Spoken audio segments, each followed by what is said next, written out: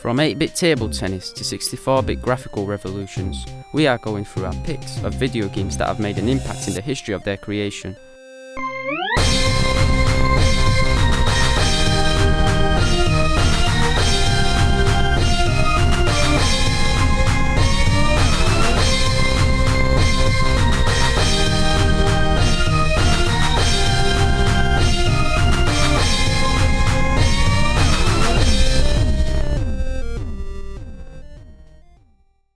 I think it's like finding every little detail about it. Like, you can go through a full game, collect a few collectibles and stuff like that, but then you want to go back and make sure you're fully 100%. I think 100% completing a game is a really good feeling. With games themselves, it's proven that it's one of those interests and one of those hobbies that anyone who's played them before will carry on playing them in some capacity, whether that's through dedicated consoles, PC, mobile. You know, the average age of a game is about 34 years old, and it follows them through. So I think the reason why is just because the fun, it's a different type of entertainment that you can use. It's different from television, it's different from listening to music or actual sports.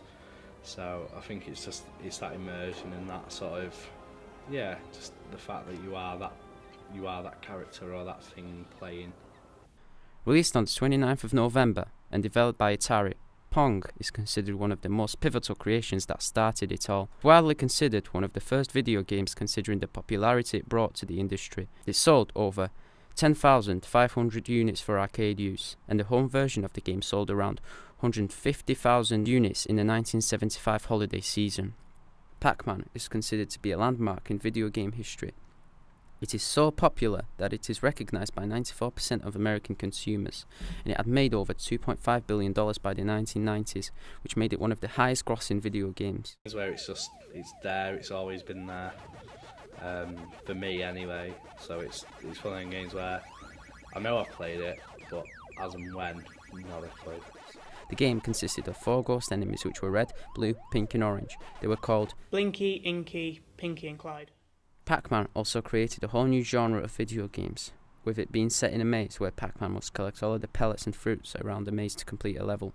Oh, Pac-Man was huge. I mean, before Mario, Pac-Man was, it was a game that, say, you had Pong and then you had Pac-Man. Pac-Man was that game where you had an identifiable character, where people were like, oh, it's Pac-Man, we know who Pac-Man is. And the whole sort of merchandise and that really made games massive, probably too big really at the time. That's where games started to become global, and it was more of as opposed to a cult thing, it was more mainstream. So I think it was that that definitive character that that Pac-Man is. We know who Pac-Man is. Everyone knows who Pac-Man is. Which ain't bad for a character made from a slice of pizza. Super Mario Bros. Is one of the most famous video games of all time. Super Mario Bros. I played the original Super Mario Bros. On the NES.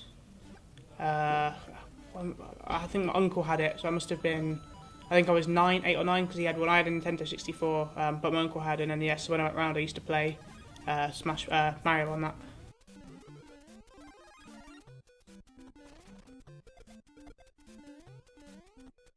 Definitely, Mario's been, it's one of not the oldest video game, but it's been around for a long, long time.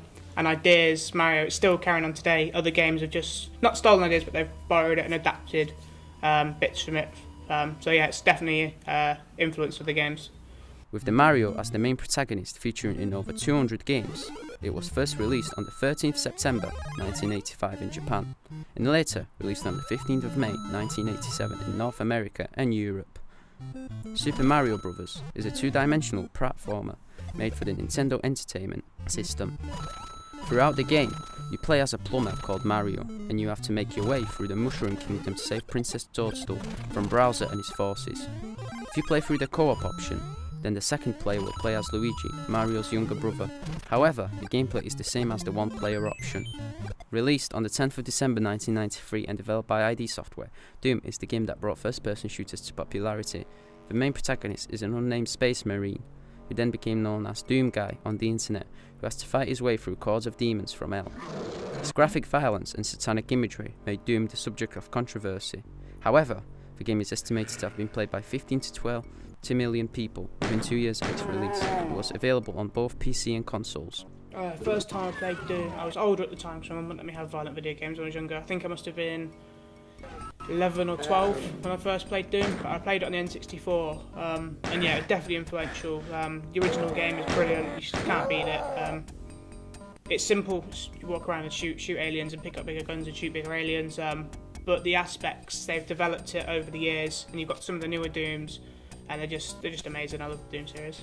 Tomb Raider was released in 1996 for the Sega Saturn and is the most critically acclaimed game of its franchise.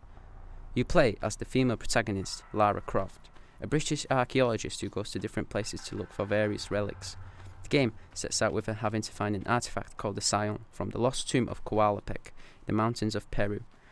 Yeah, definitely. I know the Tomb Raider series has developed a lot, because the original one, the graphics were, well, you look back at the graphics now, they're rubbish, but the storyline was good, and they've always kept that. The storyline's always been good, and now you play some of the newer ones, and it's about how she became a Tomb Raider. And it's affected other games because other games have taken some of the elements from the games and put them into other ones. Like Assassin's Creed has got elements from Tomb Raider in, which is all really good. I think any of the past games are influential in their own right, in their own respect. A lot of them, obviously, helped other games become what they are today. But I think it started off a huge franchise. I think that's what it's done. Really good job of that. Yeah, Tomb Raider. Tomb Raider's massively influential. It's one of the first games with a recognisable female protagonist,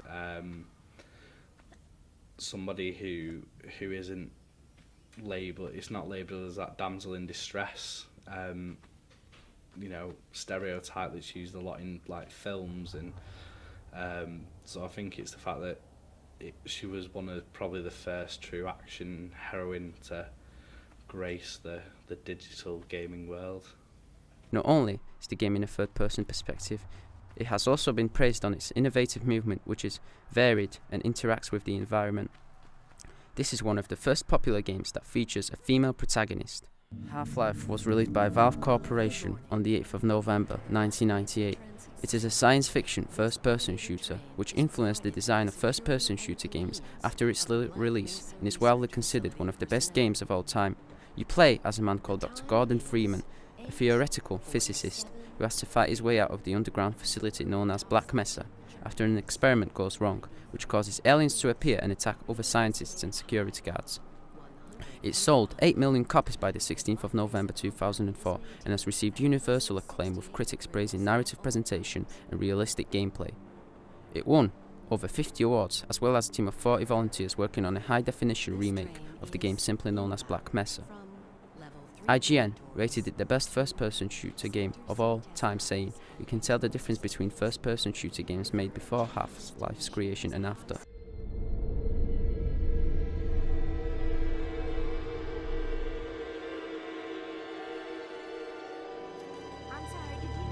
They told me, "Son, you're special. You were born to do great things." You know what?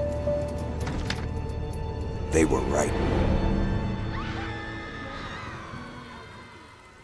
I think it's probably like one of the biggest influential games going, because it's when it first came out on 360, the graphics were unbelievable for its time, especially on 360 at such an early stage.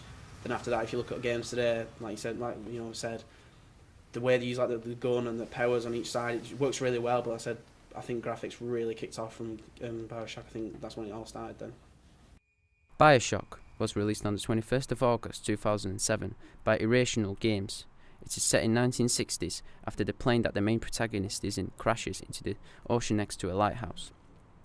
You then find yourself in an Art Deco setting in a failed utopia which was created by Andrew Ryan in the 1940s. As you fight your way through splicers and Big Daddies, you are guided by a man named Atlas, who's one of the only sane people left in the city. The game is based on the ideology and works of philosopher Ian Ryan.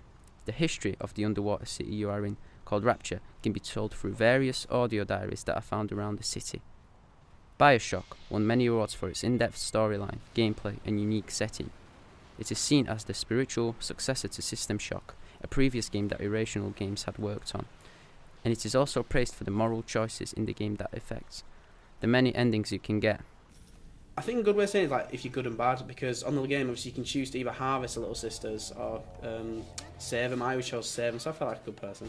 Makes you feel the downside. Yeah, it's definitely good. The aspect of holding a weapon in one hand and then having like a power in the other hand has definitely influenced a lot of games. There's a lot of games like that at the moment. But the way it was, the way it's done as well is really good. The background, like being underwater and Rapture and stuff. The way it's not drawn but like edited in and stuff, it's just amazing. I really did enjoy it. We've seen how video games have been developed and changed throughout the years, but what's next? With virtual reality coming into play, could VR headsets become the future of games? Will there be no use for a controller or a mouse and keyboard in the future? With the Oculus Rift and the Xbox Kinect, hands-free gaming could be the new generation of games.